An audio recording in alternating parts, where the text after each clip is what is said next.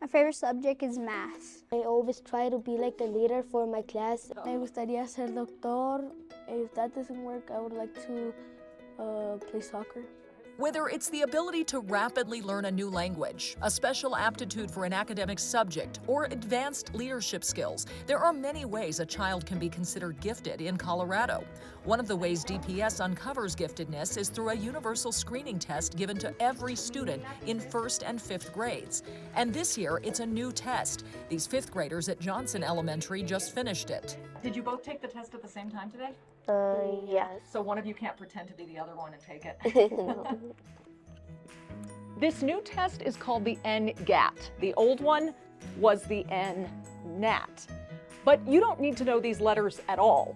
In fact, all you need to know is that the new test is identifying more possibly gifted students in DPS.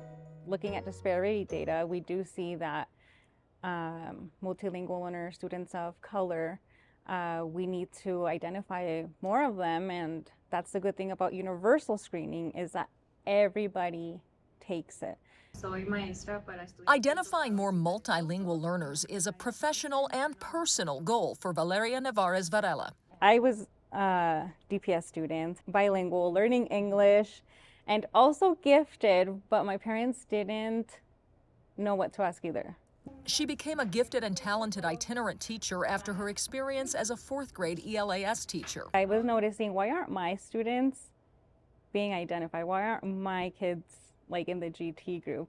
DPS previously used a single 30-minute screening test for giftedness, and while it didn't require English proficiency, it only tested nonverbal skills. The new test has 3 parts: nonverbal, verbal, and quantitative, giving students a chance to use different parts of their brains. I don't even call it a test. We like to say, today you're going to solve some puzzles on the computers. The DPS Gifted and Talented Department first piloted the new test 2 years ago with 265 students. 16% of them scored in the 95th percentile or higher, which qualifies as a data point toward gifted identification.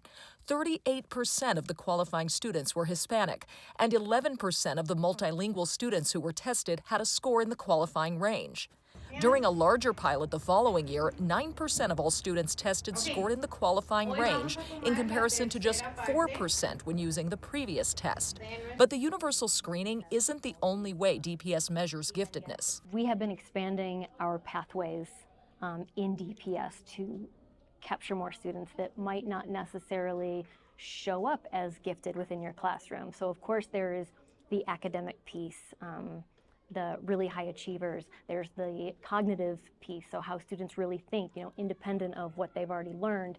There's a whole talent portfolios that we can create to look at creativity, look at leadership skills. Importantly, the district also considers growth scores on the Access exams, which are given annually to multilingual learners. I love that DPS uses Access also as a identification point for GT, because the ability to learn a language in a short amount of time is impressive. As the district expands its pool of gifted learners, DPS is also preparing to meet the needs of those learners with new gifted magnets opening in 2026 at Beach Court Elementary, Carson Elementary, Isabella Bird Community School, and Florida Pitt Waller ECE through 8. DPS will now have 11 total gifted magnets. I love that we're getting more magnet science because parents have more options. Whether it's at a magnet school or a traditional school, the Department of Gifted and Talented is working to offer specialized opportunities and support. And we're trying to move away from these 30-minute pull-out groups once a week, because children that are gifted are not gifted 30 minutes once a week. They are gifted 24 hours a day. So that every student can achieve their full potential. My teacher wants me to know, to see how far can I go, and when I'm to my limit of my career, to come back and visit her.